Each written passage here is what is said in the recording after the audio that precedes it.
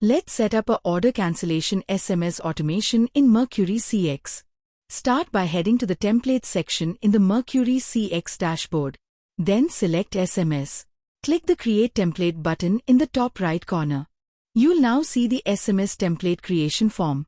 First, enter a template name, something short and descriptive, like Order Cancelled SMS. Next, craft your message.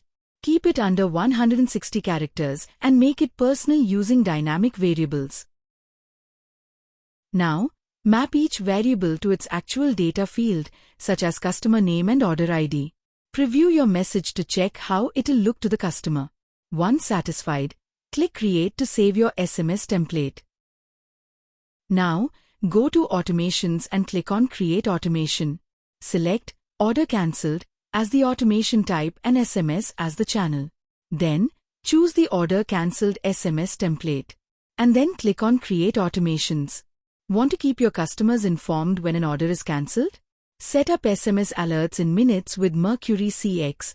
Scan the QR to book your free demo today.